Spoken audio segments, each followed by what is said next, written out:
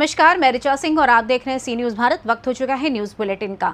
Bulletin में सबसे पहले आपको बताएंगे कि देवास में आखिर पत्रकारों को क्यों लेनी पड़ी सीएम हेल्पलाइन की मदद।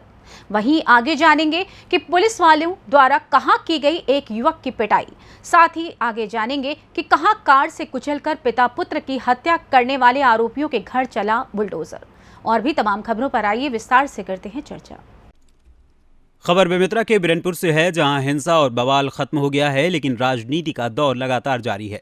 इसी क्रम में पूर्व सीएम रमन सिंह और नेता प्रतिपक्ष नारायण चंदेल की अगुवाई में बीजेपी नेताओं का दल बिरनपुर पहुंचा। बिरनपुर पहुंचने के पहले कई बीजेपी नेताओं को पुलिस ने कंतेली में रोक दिया, लेकिन बाकी नेता रमन सिंह के साथ बिरनपुर पहुंचे। इस दौरान रमन सिंह ने बेमेतरा हिंसा में मारे गए युवक भुवनेश्वर साहू को श्रद्धांजलि दी। रमन सिंह ने कहा कि बेमेतरा में तुष्टीकरण की राजनीति हो रही है, यहां लोगों को प्रताड़ित किया जा रहा है। कम से कम 36 लोगों को अभी तक उठा लिया गया है, गिरफ्तार किया गया है, और जो भी थोड़ा बहुत बोलता है उसको अरेस्ट कर लेते हैं। इस प्रकार की भेदभाव यदि होगा तो राजनीतिक दृष्टि से यदि गुण दोष के आधार पर काम करेंगे तो आगे हम क्या कर सकते हैं, हम लोग भी कल बैठ के निर्णय लेंगे। Thank you. एक व्यक्ति का नाम ले रहा है कि क्या यादव, अंजोर यादव का नाम ले रहा है, और वो खुला घूम रहा है। मंत्री जी का संरक्षण है, इसलिए उसके ऊपर हाथ कोई नहीं डाल रहा है, जबकि गांव का बच्चा बोलता है कि वो इस पूरे घटनाक्रम में और इस पूरे घटना में वो भी दोषी है। बेमेतरा से सी न्यूज़ संवाददाता संजू जैन की रिपोर्ट। खबर बेमेतरा से है, जहां 29 अप्रैल को जवाहर नवोदय विद्यालय की परीक्षा साजा ब्लॉक के ग्राम पंचायत बीजा के जगतगुरु शंकराचार्य शासकीय माध्यमिक विद्यालय में होनी है, जिसमें 384 बच्चे परीक्षा देंगे। परीक्षा की व्यवस्था विद्यालय के 8 कमरों में की गई है। परीक्षा के लिए 17 शिक्षकों को नियुक्त किया गया है। जी, अभी हम हैं ग्राम बीजा में, जहाँ जगतगुरु शंकराचार्य शासकीय उच्चतर माध्यमिक विद्यालय में। आज जवाहर नवोदय विद्यालय का आज पेपर होना है। आज इस पेपर में करीब 384 बच्चे भाग लेंगे और पूरा सुरक्षा व्यवस्था के तहत 17 शिक्षक पूरा ड्यूटी में रहेंगे। 8 कमरे में पूरा व्यवस्था किया गया है, क्योंकि आपको बता दें कि पूरे आज जिले में आज जवाहर नवोदय विद्यालय का आज पेपर हो रहा है। और साजा ब्लॉक के अंतर्गत 9 सेंटर बनाया गया, जिसमें पहली बार बीजा को सेंटर बनाया गया है। संजू जैन, सी न्यूज़ भारत, बेमेतरा, छत्तीसगढ़। बेमेतरा से सी न्यूज़ संवाददाता संजू जैन की रिपोर्ट। खबर देवास के टोंक खुर्द से है, जहां नगर के एक पत्रकार को सीएम हेल्पलाइन की मदद लेनी पड़ी। दरअसल नगर राष्ट्रीय नवाचार अखबार में विज्ञापन लगाया जाता है, लेकिन कर्मचारी उसका पेमेंट नहीं करते। ऊपर से रोज पल्ला झाड़ते नजर आ रहे हैं, जिसके बाद नगर के एक पत्रकार को सीएम हेल्पलाइन की मदद लेनी पड़ी। दरअसल 26 जनवरी को नगर परिषद विज्ञापन में संदेश देना चाहते थे, जिसका विज्ञापन राष्ट्रीय नवाचार नाजिश कुरैशी संबंधित पत्रकार को दिया गया था, जिसके भुगतान हेतु नाजिश को पिछले 15 महीनों से नगर परिषद के चक्कर लगाने पड़ रहे हैं, जिसके बाद थक हार कर आखिरकार पत्रकार द्वारा सीएम हेल्पलाइन पर शिकायत दर्ज कराई गई। तो खुर्द नगर परिषद द्वारा विधिवत तरीके से 26 जनवरी 2022 को एक विज्ञापन दिया गया था, जिसके पेमेंट हेतु पिछले 15 महीनों से नगर परिषद के चक्कर लगाने के बाद आखिरकार थर हाकर आज सीएम हेल्पलाइन पर शिकायत दर्ज कराना पड़ी। नगर परिषद कर्मचारी लेखापाल कैलाश बामिया द्वारा कई बार चक्कर देकर यह बताया गया है कि नगर परिषद में पैसा नहीं होने के कारण आपका पेमेंट नहीं हो रहा है।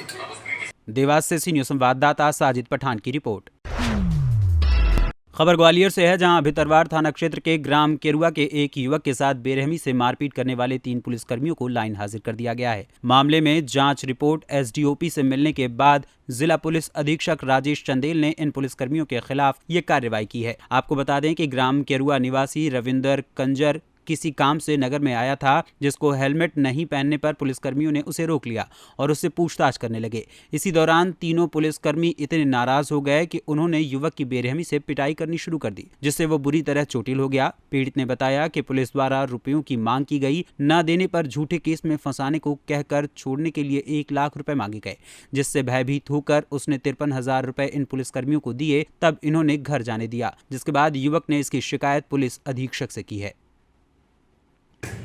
हाँ, ये एक घटना, एक प्रकरण इसमें सामने आया था प्रकरण, जिसमें एक कंजर के साथ थाना भितरवार के कुछ आरक्षकों द्वारा मारपीट की गई थी। इस संबंध में शिकायत जांच पुलिस अधीक्षक महोदय के आदेशानुसार मेरे द्वारा की गई, जिसकी जांच रिपोर्ट पुलिस अधीक्षक महोदय को सौंप दी गई है और फिलहाल तीनों आरक्षकों को लाइन अटैच कर दिया गया और आगामी कार्रवाई जांच रिपोर्ट के अध्ययन के बाद श्रीमान पुलिस अधीक्षक महोदय द्वारा की जाएगी। सर, प्रथम दृष्टया क्या निकल कर आया जांच में?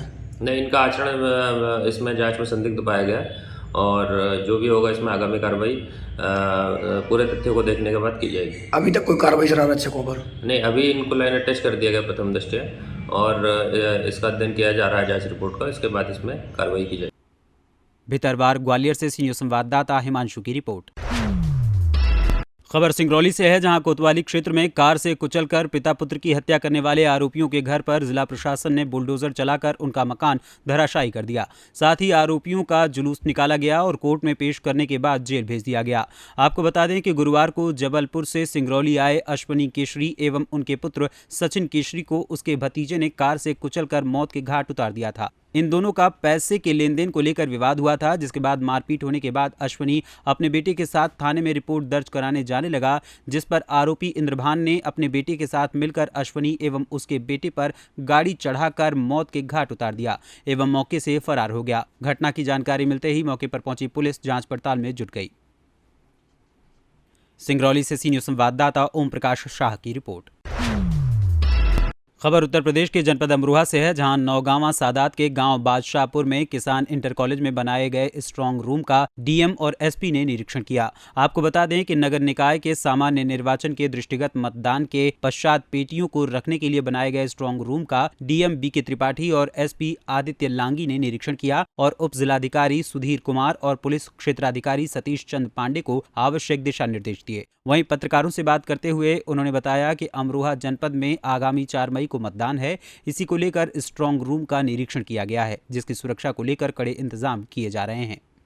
आज स्ट्रांग रूम का निरीक्षण किया है। हाँ, ये जो पोलिंग किया जाना है ना नगर निकाय का, तो आप देख रहे होंगे कि अपने यहाँ 4 तारीख को मतदान है और इसी को लेकर के हम लोग स्ट्रांग रूम देखने आए थे। एसपी साहब भी साथ में हैं। तो नौगांवा सादात के लिए जो हमारा स्ट्रांग रूम है इसी इंटर कॉलेज में बनाया गया है और उसकी सुरक्षा को लेकर के कड़े इंतजाम किए जा रहे हैं। बहुत फोर्स लगाई जाएगी और उसके बाद बैरिकेटिंग भी की जाएगी। और उसके अलावा काउंटिंग के दिन के लिए भी हम लोग तैयारी कर रहे हैं, कैसे करना है, तो सब अपने अधिकारियों से वार्ता करके उसकी तैयारी भी कर रहे हैं, जिससे कि पारदर्शिता के साथ निष्पक्ष चुनाव हो सकेगा। अमरोहा से सीनियर संवाददाता गौरव श्रीमाली की रिपोर्ट। हरदोई के सार्थक वेलफेयर सोसाइटी ने लखनऊ के गोमती नगर स्थित अंतर्राष्ट्रीय बौद्ध शोध संस्थान में सम्मान समारोह का आयोजन किया। इस दौरान राज्य मंत्री विश्वनाथ ने समाज के विभिन्न क्षेत्र में उल्लेखनीय योगदान करने वाली विभूतियों को सम्मानित किया। इस अवसर पर हरदोई जनपद के लोकप्रिय समाजसेवी एवं मिशन आत्मसंतुष्टि के संचालक राजवर्धन सिंह राजू को समाज सेवा के क्षेत्र में अद्वितीय योगदान देने के लिए सार्थक सम्मान से अलंकृत किया गया। राजवर्धन सिंह राजू ने बताया कि हरदोई जनपद के साथियों के लिए ये बहुत ही हर्ष का विषय है। उन्होंने सार्थक वेलफेयर सोसाइटी के अध्यक्ष अश्वनी जायसवाल का आभार जताया। वहीं राजवर्धन सिंह राजू को निर्धन परिवार के लोगों की मदद के लिए सम्मानित किया गया। हरदोई से सीनियर संवाददाता राशिद बाबू की रिपोर्ट।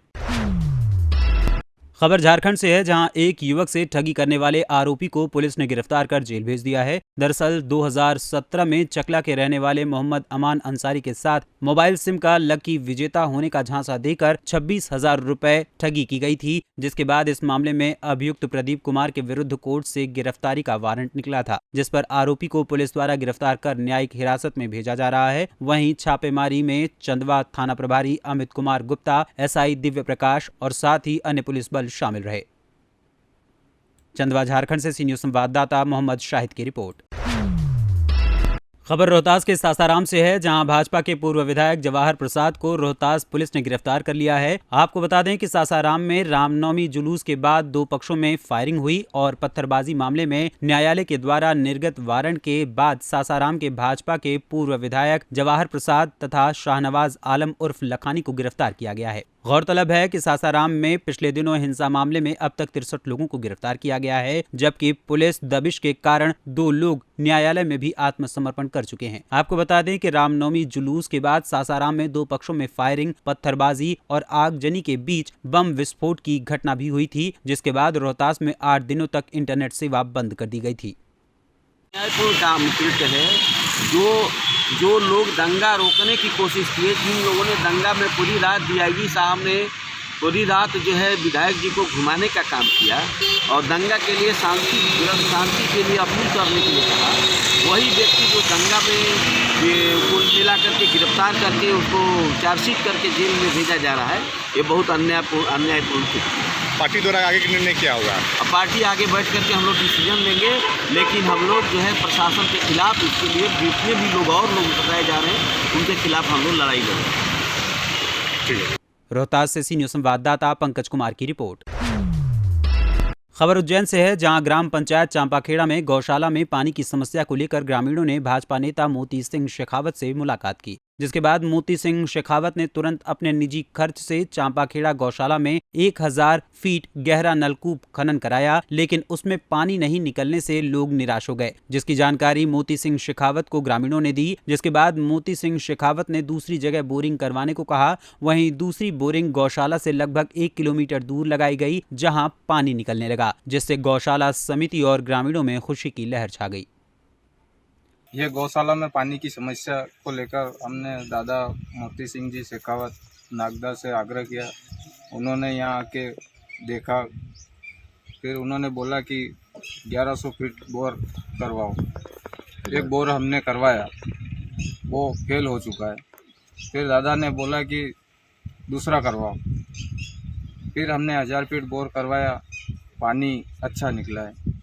तो दादा आए हैं होल पर और उन्होंने बताया है कि मोटर वगैरह डालेंगे और पाइपलाइन ले जाऊंगा मैं यहाँ से गौशाला। यहाँ पे एक समस्या ये सामने है कि वहाँ पे गाय माता के लिए पानी की बिल्कुल कमी थी। यूँ मान के चलो कि टैंकरों से गौशाला के अंदर पानी पिलाया जा रहा था। तो फिर उसके लिए विचार आया कि यहाँ पे एक बोरिंग कराया जाए। चूँकि पिछली विगत दिनों भी हमने एक दूसरी जगह पे बोरिंग कराया, तो वहाँ 1100 फीट बोरिंग कराने के बाद भी पानी नहीं निकला। उसके बाद में गांव के एक गौ सेवक सत्तू जी ने बोला कि आप मेरे खेत पे करके देख लो, वहाँ से पानी निकल सकता है। क्योंकि यहाँ पे भी ये जगह भी गौशाला से 4000 फीट दूर पे है। तो फिर सत्तू जी के खेत पे हमने ये बोरिंग कराया, तो तकरीबन 850 फीट पे यहाँ पे गौ माता की कृपा से और भगवान नरसिंह की कृपा से अच्छा पानी निकल गया है। अब हमारे पास दूसरा ये हमारे लिए जो मेन चैलेंज है कि यहाँ से हमको मोटर डाल के गौशाला तक पानी लेके जाना करीब 4000 फीट तक। अब हमारा अगला प्रयास ये रहेगा कि 3 से 4 दिन के अंदर गौशाला के अंदर पानी चले जाए, ताकि गौ माता की अच्छी तरीके। खाचरौद उज्जैन से सी न्यूज़ संवाददाता सुरेश जाटवा की रिपोर्ट। फिलहाल न्यूज़ बुलेटिन में बस इतना ही। देश दुनिया की तमाम खबरों को जानने के लिए देखते रहें सी न्यूज़ भारत।